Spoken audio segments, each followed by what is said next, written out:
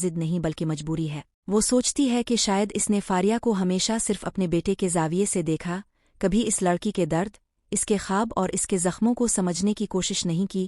اسی لمحے کامیار کی ماں کی آنکھوں میں آنسو آ جاتے ہیں۔ وہ آگے بڑھ کر فاریہ کا ہاتھ تھام لیتی ہے، مگر یہ ہاتھ تھامنا روکنے کے لیے نہیں بلکہ ماننے کے لیے ہوتا ہے، ماننے کے لیے کہ ہر رشتہ ہر حال میں نبھانا ضروری نہیں ہوتا، کچھ رشتے انسان کو توڑ دیتے ہیں۔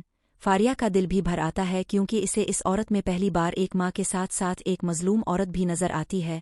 دونوں کے درمیان خاموشی دوبارہ چھا جاتی ہے، مگر اب یہ خاموشی تلخ نہیں بلکہ حقیقت سے بھری ہوتی ہے۔ دور کہیں کامیار اپنے کمرے میں بیٹھا ہوتا ہے، اسے اندازہ بھی نہیں ہوتا کہ اس کی زندگی کے دو سب سے الف۔ فاریہ کے دل میں اٹھنے والی اس خاموش مگر شدید طوفانی کیفیت کے بعد کہانی ایک نئے موڑ پر آ جاتی ہے، کیونکہ جیسے ہی وہ کامیار کی ماں کے سامنے سے ہٹنے لگتی ہے، اس کے قدموں میں عجیب سی لڑکھڑاہٹ آ جاتی ہے۔ یہ وہ لڑکھڑاہٹ نہیں ہوتی جو جسمانی کمزوری سے آئے، بلکہ وہ جو دل کے اندر برسوں سے جمع شدہ جذبات کے بوجھ سے پیدا ہو۔ کامیار کی ماں اسے یوں جاتا دیکھ کر اچانک خود کو تنہا محسوس کرنے لگتی ہے۔ اس خوشی کی جگہ جو کچھ دیر پہلے اس کے دل میں تھی اب ایک انجانا سا خوف لے لیتا ہے کہ اگر فاریہ واقعی چلی گئی تو شاید کامیار مکمل طور پر ٹوٹ جائے گا۔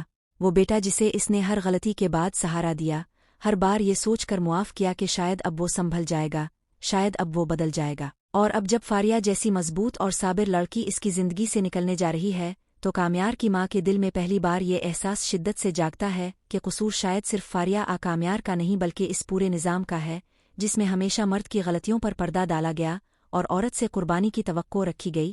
فاریہ رک کر ایک لمحے کے لیے پلٹتی ہے، اس کی آنکھوں میں آنسو نہیں بلکہ ایک عجیب سا سکون ہوتا ہے۔ وہ کہتی ہے کہ محبت میں نے پوری دی، صبر میں نے حد سے زیادہ کیا، اب اگر میں رکتی ہوں تو یہ محبت نہیں ہوگی بلکہ خود سے بے وفائی ہوگی۔ اس کی یہ بات کامیار کی ماں کے دل میں تیر کی طرح لگتی ہے، کیونکہ اسے پہلی بار احساس ہوتا ہے کہ فاریہ کا جانا ضد نہیں بلکہ مجبوری ہے۔ وہ سوچتی ہے کہ شاید اس نے فاریہ کو ہمیشہ صرف اپنے بیٹے کے زاویے سے دیکھا، کبھی اس لڑکی کے درد، اس کے خواب اور اس کے زخموں کو سمجھنے کی کوشش نہیں کی۔ اسی لمحے کامیار کی ماں کی آنکھوں میں آنسو آ جاتے ہیں۔ وہ آگے بڑھ کر فاریہ کا ہاتھ تھام لیتی ہے، مگر یہ ہاتھ تھامنا روکنے کے لیے نہیں بلکہ ماننے کے لیے ہوتا ہے، ماننے کے لیے کہ ہر رشتہ ہر حال میں نبھانا ضروری نہیں ہوتا، کچھ رشتے انسان کو توڑ دیتے ہیں۔ فاریہ کا دل بھی بھر آتا ہے کیونکہ اسے اس عورت میں پہلی بار ایک ماں کے ساتھ ساتھ ایک مظلوم عورت بھی نظر آتی ہے۔ دونوں کے درمیان خاموشی دوبارہ چھا جاتی ہے، مگر اب یہ خاموشی تلخ نہیں بلکہ حقیقت سے بھری ہوتی ہے۔ دور کہیں کامیار اپنے کمرے میں بیٹھا ہوتا ہے، اسے اندازہ بھی نہیں ہوتا کہ اس کی زندگی کے دو سب سے الف